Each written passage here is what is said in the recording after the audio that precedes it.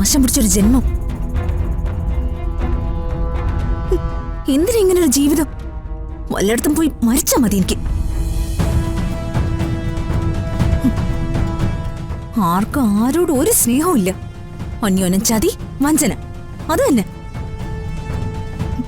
സ്നേഹിക്കാനും സ്നേഹിക്കപ്പെടാനും ആഗ്രഹിക്കുന്നവർക്ക് തിരിച്ചു കിട്ടുന്നത് ചതി മാത്രം. ഇങ്ങനെ നശിച്ചൊരു ലോകം.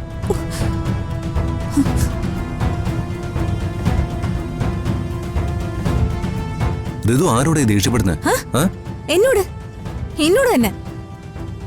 ഞാൻ തന്നെയാണല്ലോ എനിക്കുള്ള ശവപ്പെട്ടി പണിയുന്നത്. ഋതുവിന്റെ മനസ്സിൽ എന്തൊക്കെയുണ്ട്, അതെന്താന്ന് എനിക്ക് മനസ്സിലാവുന്നില്ല. അത് തന്നെയാ എന്റെയും ചോദ്യം. ഓരോരുത്തരുടെയും മനസ്സിൽ എന്തൊക്കെയുണ്ടെന്ന് എനിക്ക് മനസ്സിലായി. അതെന്താണെന്നും എന്തുദ്ദേശമാണെന്നും അവര് തന്നെ പറയണ്ടേ. ഓരോരുത്തർക്കും ഓരോ കൾച്ചറല്ലേ, അതുകൊണ്ട് ചിലതൊന്നും തുറന്ന് ചോദിക്കാനും പറ്റുന്നില്ല. നീ ഇത് എവിടേക്കാ പോന്നെന്ന് പറ. അറിഞ്ഞിട്ടെന്തിനാ? ഞാൻ അറിയണ്ടേ? വേണ്ട, അറിയണ്ട. ഞാൻ എനിക്ക് സൗകര്യമുള്ളിടത്ത് പോവും. ആരാ ചോദിക്കാൻ? ഋതു ഋതു ഋതു ഋതു നിക്ക്. ഋതു ഞാൻ പറയുന്നൊന്ന് കേൾക്കും. ഋതു നിക്ക്. നീ എവിടേക്കാണ് പോകുന്നതെന്ന് പറഞ്ഞിട്ട് പോ. ഞാൻ പറഞ്ഞല്ലോ, എനിക്ക് സൗകര്യമുള്ളിടത്തേക്ക്. നീ ഒറ്റയ്ക്ക് എങ്ങും പോകണ്ട. ഒറ്റയ്ക്ക് പോയാൽ എന്താ? ആരെങ്കിലും എന്നെ പിടിച്ച് വിഴുങ്ങോ?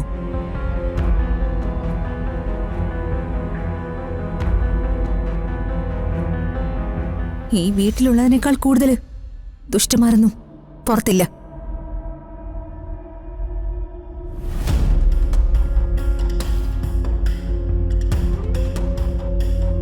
ഋതു ഞാനും കൂടി വരാം. എന്റെ കൂടെ ആരും വരണ്ട. എനിക്ക് ഒറ്റയ്ക്ക് പോകാൻ അറിയാം. കൂട്ടുപിടിക്കാൻ നടക്കുന്നു. ഋതു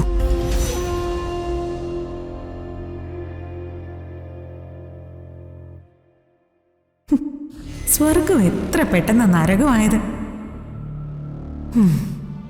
രണ്ടിന്റെയും ജീവിതവും കലക്കി എത്രയും പെട്ടെന്ന് ഡിവേഴ്സ് വാങ്ങിക്കൊടുത്താലേ എനിക്കൊരു മനസമാധാനം കിട്ടും.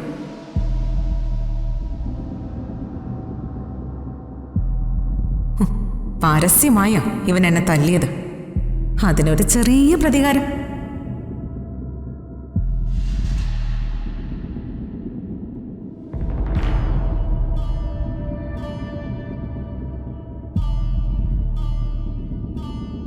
എന്താ രാജു പ്രശ്നം? ചോദിച്ചത് കേട്ടില്ലേ? പുലിവാലായി ചെറിയമ്മേ. എന്ത് പുലിവാല്? ആ നന്ദനയും ഞാനും തമ്മില് എന്തോ ഉണ്ടെന്ന സംശയം അറിത് മോക്ക്. ആ നന്ദനം എന്നോട് പെരുമാറുന്നത് അങ്ങനെ തന്നെയാ. അത് കണ്ട് ഋതുവിന് സംശയമായി. സംശയമല്ല, സംശയമാക്കിയതാ. ഇതിന് രാജു തന്നെ ഉത്തരവാദി. നിന്റെ ശവക്കുഴി നീ തന്നെ തോണ്ടി. ഋതുമോളോട് ഇത് പറഞ്ഞേക്കാൻ അന്ന് തന്നെ ഞാൻ നിന്നെ ഓർമ്മപ്പെടുത്തിയതല്ലേ? വിട്ടുപോയി ചെറിയമ്മേ. വിട്ടുപോയി. ജീവിതം കൂടെ കൈവിട്ടു പോയാ രാജു എന്തു ചെയ്യും?